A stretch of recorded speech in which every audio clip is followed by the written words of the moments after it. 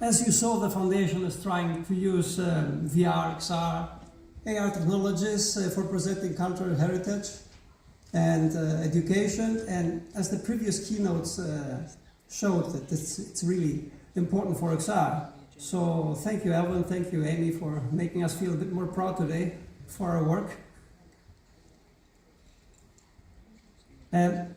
I would like to present you our latest effort briefly in creating a multisensory XR experience for culture and education. The experience that I will present is part of the Bridges EU project. Bridges is a two-year horizon-based EU project that concludes this summer. With a large variety of EU partners, as you can see. We have partners in academia, National Catholic University of Athens, Technical University of Vienna. We have industry partners, Illusion Walk from Germany, Bolt Virtual from Athens, and Maioli and FSD, which are Italian-based companies. And we also have stakeholders, which is the foundation of the Hellenic World, and the two airports, Athens Airport and Berlin Airport. So the target of this project was pretty ambitious. Our mission was to democratize XR. So at least this was what I understood I was doing the last 2 years. And as poetic as it may sound, we wanted to create a low-cost, multi-user platform that lowers the threshold for adoption for location-based XR experiences. So 2 pilots were created for evaluation. The first in the context of informal learning, which is hosted here in the Hellenic Cosmos, and the second one in the context of first responder training for firefighters, as you can see on the right, which is hosted in Athens and the Berlin airports. Here, the informal learning XR experience. So for the learning case, we created a guided storytelling XR experience for multiple users that allows them to visit an ancient Athenian house. So we transformed the physical room that you see on the left to an ancient house that you can see on the right. And as you note that it's a pretty large room. It's not a 3x3, the standard that the headsets support. It's a 120 square meters room with furniture, with columns. So it's a pretty difficult space to map and to create an experience within. And we created a house that is historically accurate, of course, and we not show only the house and its rooms, but we also show how the ancient Athenians live. Now, in order to transform the aforementioned space into the virtual Athenian house, we must have a one-to-one relationship, because we actually can move through the space. And so to prepare the room, a pipeline was followed. The room was equipped with markers, as you can see in the second image. The room afterwards was then photogrammetrically scanned by an automated robot. You can see it there, which created a 3D representation of the room. And these markers are pretty important because they're not only used for 3D reconstruction of the room, but they also allow the user tracking that we'll see later on. Regarding what the XR platform supports, it supports HMDs and backpack PCs. We use local rendering for minimizing latency. It supports multiple players that are co-located, so they're all in the same space, and they can actually walk in this same physical space. We have optical tracking and finger tracking, so no controllers. For interaction, we use the Ultraleap device for this. You can see it on the headset. Custom technology was used to perform the actual tracking. We have three tracking sources: the optical tracking, which comes from the camera on the headset.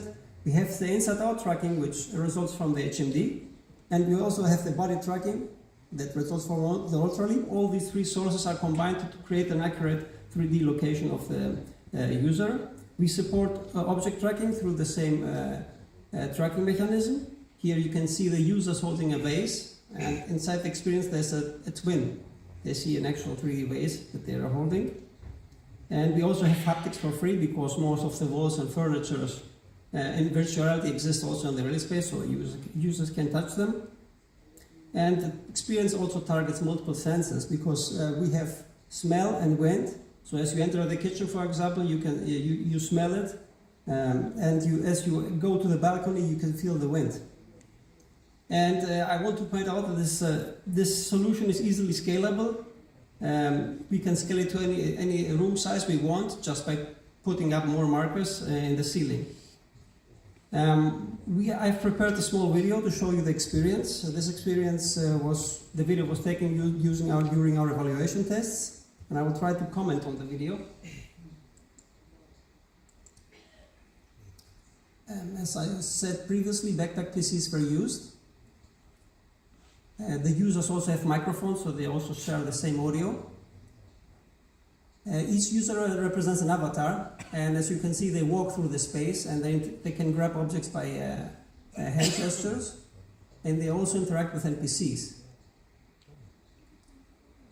At various points, they also have interactions, so here they paint a vase. And they explore essentially the space together, and you see all these social interactions that we normally see when you're in the real space. The NPCs, the characters there, guide them through the house, so they learn also about ancient Greece. And they also vote, so they can choose at various stages what they want to do. Here they vote on what they want to eat. And we also have a virtual ladder. So climbing for the first time a virtual ladder is pretty demanding, so you must do the leap of faith. You can see it here. It's quite difficult for them at the first time. And we use smell. When they enter a kitchen, we have a dust spray where you can smell what you want to eat. The immersiveness we saw in the trials was pretty high. You can see here the subtitles, what they said in Greek. So the immersiveness was pretty high, and we have the really good positive feedback. Many users were astounded, and it was pretty natural for them to interact.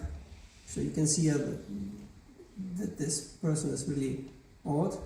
And here's the vase, the haptic vase that we use. You can see the tracking device on top, and inside the experience we have them do some rituals. So to learn how the ancient Greeks performed their daily life, they had, of course, rituals, and it was a really big part for them. So here they do a ritual towards the goddess Athena, for example.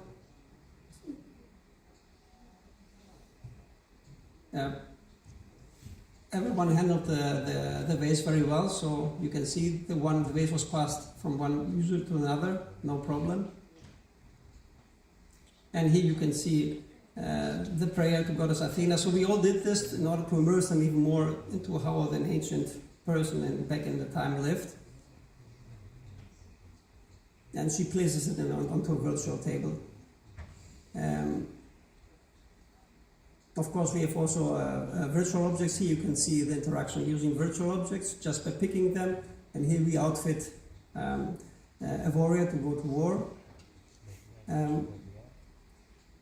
We had good feedback about all these interactions. And